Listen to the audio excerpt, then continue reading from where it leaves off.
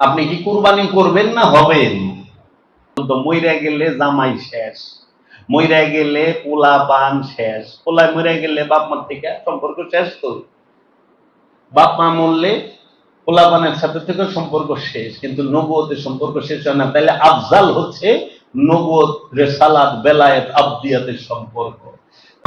আল্লাহু আল্লাহু আল্লাহু থাকতে পারে না।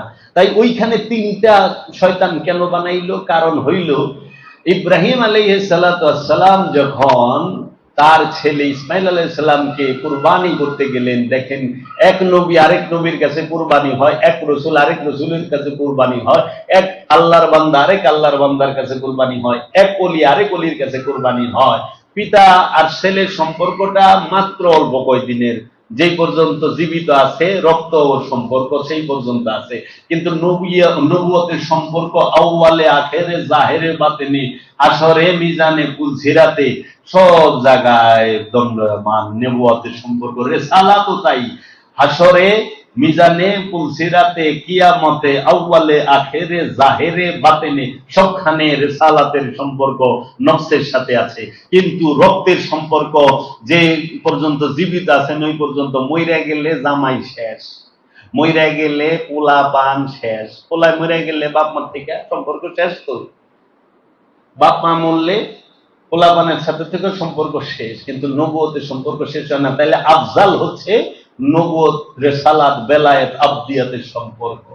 তাই ইব্রাহিম আলাইহিস সালাতু ওয়াস সালাম মর্যাদার দিকে সেরা নবী ছিল, ইসমাইল আলাইহিস সালাম মর্যাদার দিকে তার থেকে কম ছিল। তাই ইসমাইল আলাইহিস সালাম তার গুরুর কাছে কিভাবে কুরবানি হইতে হয়, গুরুর আদেশ কিভাবে পালন করতে হয় আমাদের জন্য দেখিয়ে দিয়েছেন।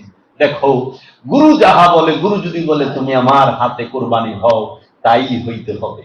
দেখো আমি দেখাই দিচ্ছি, সেই কুরবানি যখন আল্লাহর নবী ইব্রাহিম আলাইহিস সালাম করতে গেলেন মিনার মধ্যে, তখন মানুষ রূপী জিন্দা শয়তান, মানুষ রূপী টাটকা শয়তান, মানুষ রূপী লেবাসদারি শয়তান আইসা তখন চেষ্টা করছিল যে এটা ফিরানো যায় কিনা, যে তুমি গুরুর হুকুম মাইনো না, ফেরান যায় কিনা। হ্যাঁ, ওই যে কয় না, মানুষ রূপী শয়তান যখন গুরুর বাড়িতে কি এরে যাইবা, দিল্লিতে যান না কেনা, এত যান না কে কি হয় এত গেলে যাওয়া গিয়ে এত টাকা গরম লাগবে, আজকে গরম, প্রেশারটাও বাড়তি যায় না আজকে। আচ্ছা, তখনই ইটা মারবা দুইটা। ইব্রাহিম আলাইহিস সালাম ওই মানুষ রূপী শয়তানরে করছে কি, দিছে এইটা হলো হাতের ছুরি হকের থেকে ও মিনা থাইরা গেছে গা। তো তিনবার আয়া তিন জায়গায় দাঁড়াইয়া ধোকা দিছে। এই জন্য পৃথিবীতে নিদর্শন সৃষ্টি করছে যে শয়তান যে জায়গায় দাঁড়াইছিল সেই জায়গায় যেন জগতের একটা মানুষের পাও আর না পড়ে, পাড়াও না পড়ে, সেই স্থানটাকে এমন ঘৃণা দেখাইছে, সেইখানে মিনায় তিনটা ঢালাই দিয়ে খাম্বা দাঁড় করায় রাখছে যেন এইখানে আর কেউ পা না দেয়। তাহলে শয়তান যেখানে দাঁড়ায় সেই স্থানটাকে ইসলাম এত ঘৃণা দেখাইছে, আর শয়তান যে থাকে তাহলে কেমন ঘৃণা দেখাইতে হইব? এমন মানুষ বুঝেই না যে ওই স্থানটাকে, যে শয়তান যে স্থানে বসবাস করে সেই স্থানটাকে ঘৃণা দেখাবার জন্য এই ঢালাই দিয়া খাম্বা উঠাইয়া রাখছে। আর ওই জায়গায় পাথর মারানো লাগবো, যে তুই যেখানে খারাইছস তোরে তো পাথর মারি মারি, তুই যেখানে খাটছস খারাইছস ওই জায়গারও পাথর মারি, দে পাথর।